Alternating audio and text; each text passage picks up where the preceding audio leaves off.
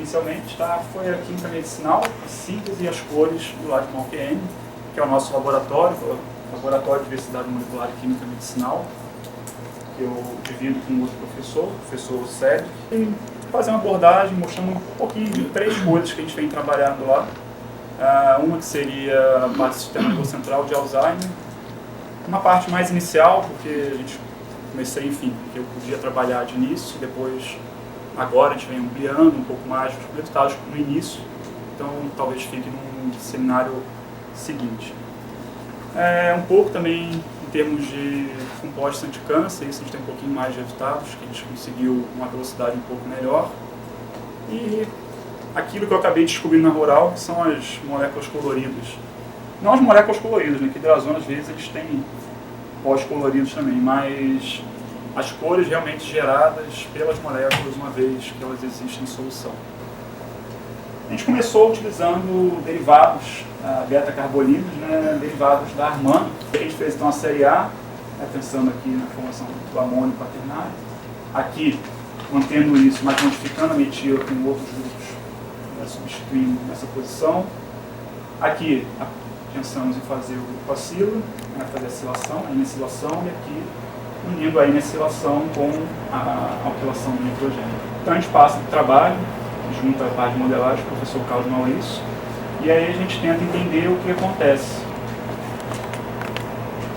O segundo trabalho que a gente fez, também envolvendo os colesteratos, foi em colaboração com o professor Marco Edilson, tinha um aluno de mestrado, e aí a gente tinha conversado a respeito da piperina, que a gente poderia usar como molde para fazer inibidores de acetilcolisterase, até porque a gente reconheceu alguma semelhança da piperina com a donepezila.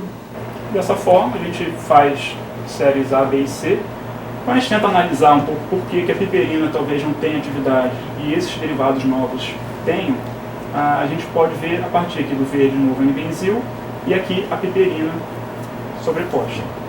Ela também ocupa a entrada daquela cavidade, mas uma coisa que chama atenção é que aqui a gente tem a formação de sal de amônio, que pode fazer uma interação do tipo cátion-pi com esse triptofano que fica externalizado nessa cavidade hidrofóbica. Então, seguindo agora um pouquinho de falar do que a gente tem feito em termos de câncer, algumas séries de compostos que a gente fez no ano de mestrado, tratam de inibidores de deobictinases. Aqui a síntese desses compostos, onde você tem uma síntese relativamente simples de fazer, você tem um aldeído, o ácido hipúrico, onde você consegue levar a formação de oxazolonas, que é o intermediário dessas séries.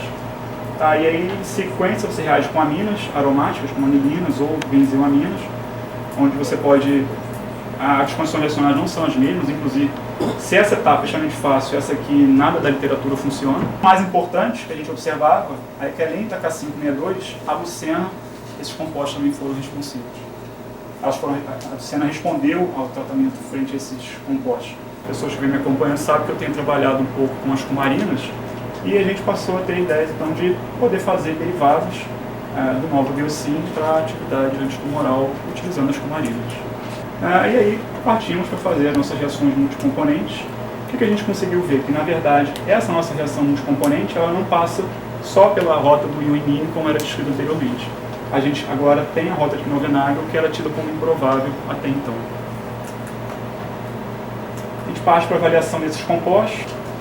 E a última série, não vou demorar muito mais, são as cumarinas agora com uma pitada de lásmico, são as cumarinas N-acilhidrazonas. A síntese é bem simples, também novamente do cativo de hidroxibenzoaldeído, a gente pode fazer essa 3-acetil 7-hidroxicumarina, e aí com hidrazidas ou então com semicarbazidas a gente pode gerar essas N-acilhidrazonas ou essas semicarbazonas.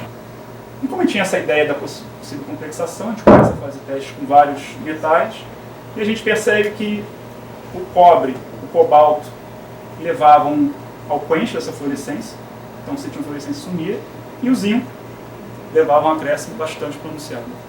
E aí, em colaboração com a professora Amanda, lá na Rural, a gente fez então 2 compostos, a gente fez 2 séries de compostos, sempre partindo agora do 31, que era aquela nossa N-acilhidrazona fenilcumarina, tá?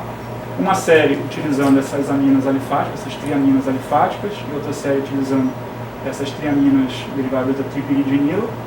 E a gente passa para os testes agora de citotoxicidade em MCF7, com a célula de tumor humano. Então, aparentemente, a formação do complexo leva a compostos que agora possuem uma boa atividade citotóxica e que não se compara a qualquer um dos constituintes isolados. Agora, finalizar, eu queria fazer os agradecimentos. Não está aqui incluído, mas eu queria agradecer o Laio. Então, convido vocês, quem quiser o meu laboratório, essa é a vista que a gente tem. Tá bom? Então, muito obrigado pela atenção.